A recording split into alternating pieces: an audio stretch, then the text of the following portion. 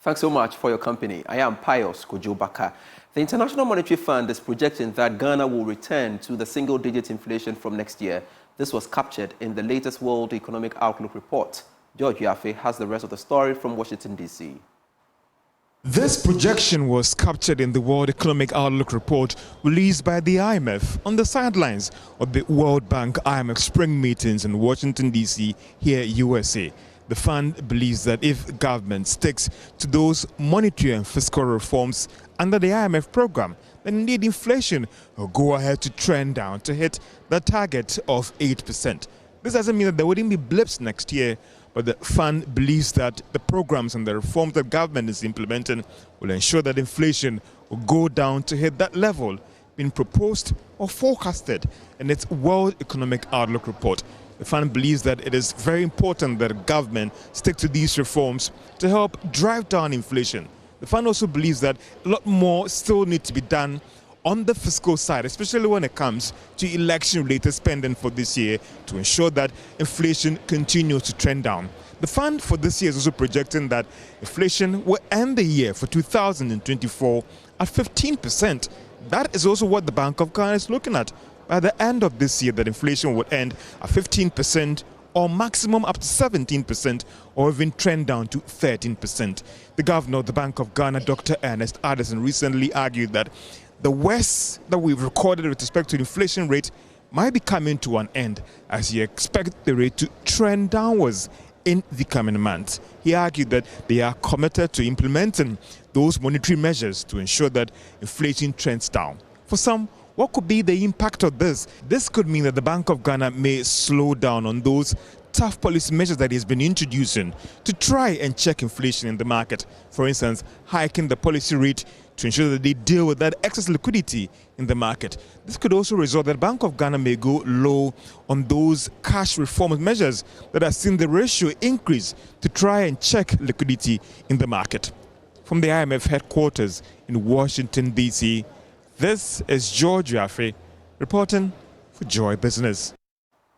Let's stay one longer in Washington, D.C. because economist Professor Eric Osei-Esigbe is worried that rising prices of crude and, of course, finished products could hurt the country's economic recovery. It follows fresh projection by the IMF of crude oil rising by more than 15% this year if current geopolitical tensions in the Middle East does not cease. Now, there are also concerns about the increase in transport fares and the effect on the cost of living. Professor Sigbe, who has been speaking to Joy Business in Washington, D.C., believes there are indeed challenging times ahead.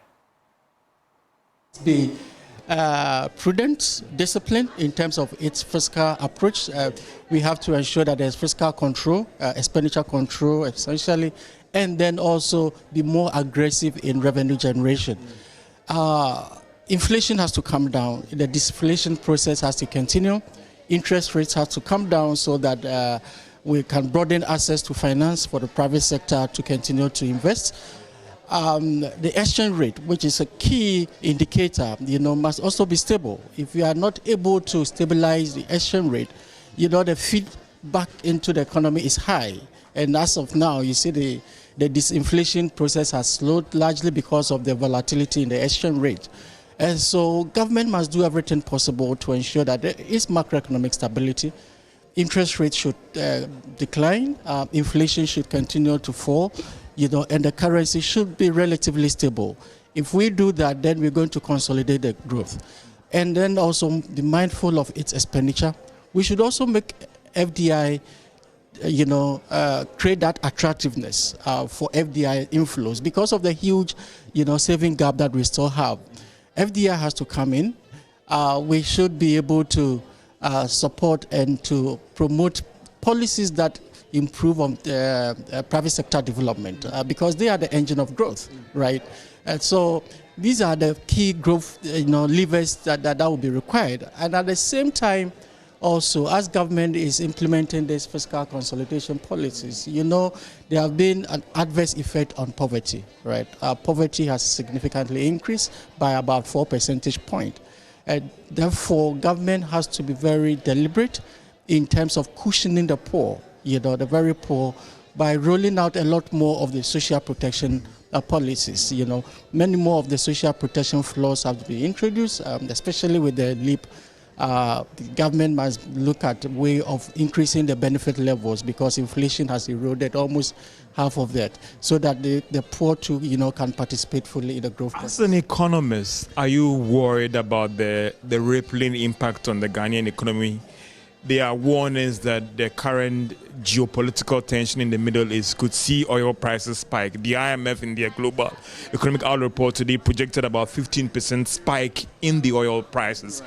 Are you worried that could derail the disinflation process and even the recovery that we are seeing with the Ghanaian economy? Absolutely. That's a heightened risk, right? It's a very downside one for the economy because our economy is overly dependent on the global economy, right? Which comes through our over-reliant on imports, from everything, crude oil to automobiles, to food and everything. We import a chunk of our consumption, to Ghana. So if there's a global economic shock, especially if it has to do with crude oil prices, it gets directly into our transportation system, our transportation fares, and therefore it passes through to inflation. And once inflation starts going up, the ramification to the economy, it begins to reverse every gains that we've made because interest rates will have to respond. The central bank has to respond by upwardly adjusting the interest rates, and that will mean that credit will be further squeezed, and then investment will be reduced and the growth will significantly fall. So it is the downside risk to the economy that if we are not careful, given what is happening in the Gulf region, it can derail, the gains or the disinflation processes that is currently ongoing. Dr. Eric Odrosai, Eric Osei Esigbe, in that interaction with my colleague George Yafith, we shall be bringing you more in our subsequent bulletins. But let's shift focus now to some other stories. Stakeholders in the cocoa sectors from Ghana and Ivory Coast are currently meeting in Accra to discuss new measures of receiving more from cocoa proceeds when the global price shoots up. Cocoa prices on the global market recently saw a sharp rise, compelling Ghana and Ivory Coast to increase farmgate prices for farmers. Discussing the way forward at the Cote D'Ivoire-Ghana Cocoa Initiative, Public Affairs Manager of Cocoa Board, Fifi Boafo, disclosed that the two countries will be pushing for higher prices for farmers. President of Ghana, Nana Akufo-Addo, and his counterpart, President Alassane Ouattara, initiated this whole initiative on the back of poor price to cocoa farmers. Today, the price of cocoa has increased at the world market, and you remember that the living income differential was introduced as a way of helping farmers improve their income. Considering what has happened over the years, the steering committee will today also have a look at going forward. What should be the approach? Yes, the living income differential was introduced at a point. Now you realize that the market is also improving.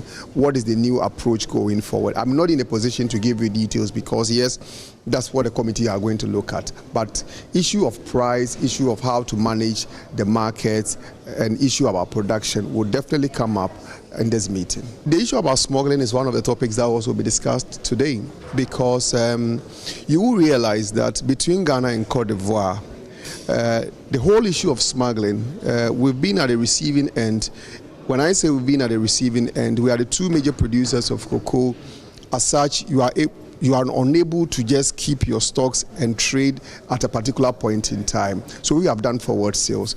Doing forward sales, and at a time where there's very limited supply in the market, people will want to have cocoa from these two countries. And then you realize that we have commitment to people we have traded cocoa to, so we have to supply cocoa to them.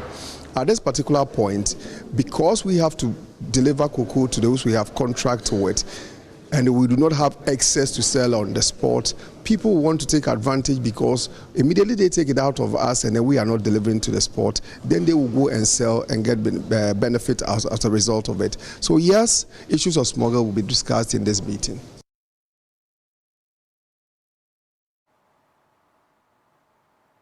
Fifi Boafo there. Now, let's have a discussion on the back of this meeting and, of course, speak to the General Secretary of the General Agriculture Workers Union, Edward Kariwe, for some interaction. Edward, thanks so much for joining us via phone. And how important or relevant is such meetings between Ghana and Ivory Coast in their quest to push for higher prices for farmers? And I'm asking whether can any positive thing come out of it? Well, good evening to you and then to our listeners. I think it is only when it comes to commodity producers that they don't have control over the market. Naturally, those who produce are supposed to determine the market price and then the quantity that they can supply. So, but when it comes to commodity products in the world, I believe the consumers, which are the industrialized countries, have made it very difficult for commodity producers to determine the price, and that is the case with cocoa. Now, Ghana and Cote d'Ivoire, fortunately, have had a very good relationship on how to deal with the international community. So I think that this is a healthy relationship and then a healthy meeting to look at the new developments within the cocoa industry and the international market price and see how they can push the other side of the stakeholders, that is the cocoa consumers, to get as much as possible from the windfall that is coming at this time. I then guess that there is a legitimate concern or cause for producing countries like Ghana to demand for an increase in prices, right? Well, you know, there are two levels of this challenges. One, how to benefit more from the international market. And then two, when you benefit from the international market, how do you make the distribution at the internal level? So what will go to farmers will be juxtaposed against the overall stakeholder role that they play, the value chain, the operational costs, and so on. So it is when you get enough from the international community that you can now come down and see how you are going to distribute it. And I just hope that farmers will also get their fair share of whatever may come out of these meetings. What if these exporting countries reject the increase in the price we are selling, especially our cocoa, when what becomes of Ghana and Ivory Coast? Come again. I'm asking that what if these exporting countries reject the price we are selling to them? And I'm asking what becomes of Ghana and Ivory Coast? Well, once we are exporting, you are supposed to be determining the price. But unfortunately, that is not the case with cocoa board. With cocoa. Cocoa is one of the commodity prices. You can see that oil producing countries have found their feet and their power in the world, and they now determine the price of oil, and then they can reduce the product. In our case, it is the international community that buy our cocoa who determine the price. So with the collaboration that is going on, if they get other countries to join Ghana, then you'll come to find out that years to come, Ghana will be, cocoa producing countries will have the same power like that of oil, and then they'll be dictating the price in the international market. Great. Thank you so much, Edward Kariwe, General Secretary of the General Agriculture Workers Union, speaking to us there. This is still Business Live. We've got more for you after this break. For more stories, do log on to myjoyonline.com/business. Good stories there. You have the IMF projects 4.4% growth rate for Ghana in 2025. Also on IMF, the program broadly on track, but expenditure rationalization not enough. That's according to a report. And we have great stories on that portal. Do visit there and get yourselves updated. Thanks so much for your time. Let's connect same time tomorrow at 5 p.m. But I'll see you later at 8 p.m.